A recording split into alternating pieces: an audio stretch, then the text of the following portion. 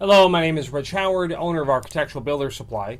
This video is to bring you a closer look at the Dorbin 169 interlocking threshold. This is a 4-foot piece here, so it's a bit difficult to wield in front of the camera, but here we go.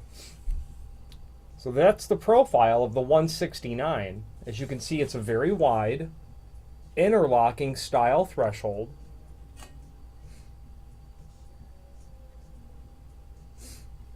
The 169 is representative of the profile of this threshold. Real nice piece of aluminum by Dorbin. This is uncommon for me to sell, and it's probably because, well, it's wide. It's wider than standard that you'd see on a residential application. And obviously it's interlocking, and I'll show you the J channel in a moment. It's got the trough here behind, as you can see. There are no weep holes drilled in it, but you could easily install drill weep holes into the trough.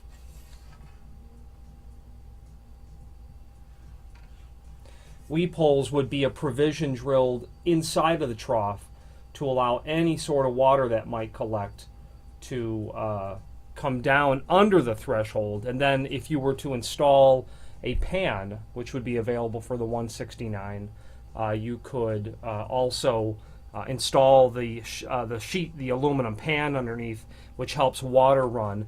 If you were going to drill weep holes in this, you would put them inside of here. Can't get my finger in there, but inside the trough. But then you'd want to notch the lip of this a little bit to allow the water to exit out the front.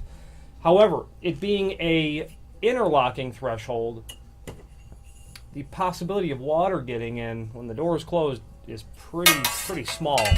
Oh. Here's what the J strip looks like. Okay, you can see the profile. It's a zinc J strip is what we call it, because it looks like the letter J. And when it's nailed to the bottom of the door, it's going to mate to the threshold just like this. You can hear that. And it's gonna seal just like this, and that makes for one heck of a positive seal with the threshold once it's installed. Really a fantastic way to seal the bottom of the door, and this sort of installation is known to last, decades. That kind of stuff. Included would be all the nails that you need to attach the J strip or the hook strip to the bottom of the door, and then of course some long number 10 wood screws, as you can see there. Okay. Dimensionally, let's get a tape measure on this. According to Dorbin, this is 6 inches wide and then a 7/8 height. And that is really common on the height, 7/8. 6 is a little wide for residential, but if you've got a deep frame, you're going to want a wider than standard threshold. And the 169 certainly fits that bill. 6 inch wide. We said it was 7/8 tall.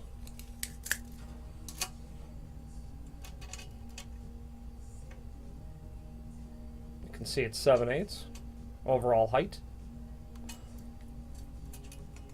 Top portion of this threshold, just for the sake of measuring it, 1.25 inches. Okay, really nice piece of threshold by Dorbin. Countersunk here for the screws. I already said it's available in, I think I did, it's available also in a dark bronze color. Available also on the website in several different lengths. So if you have need for a custom length, by all means let us know. This is a 4-foot piece. If you had to cut this 4-foot piece down to say 42 inch, you'd eliminate that screw hole, and then the next one's all the way over here. So if we cut a custom length for you, we're going to locate these countersinks in the proper location, along with locating them in the proper center to center. No reason for you to have to do additional work re-drilling holes. If you order a custom length, we will do that for you. If you have any questions on the Dorbin 169A mill interlocking threshold or any other Dorbin product, please feel free to reach out to us. Thank you.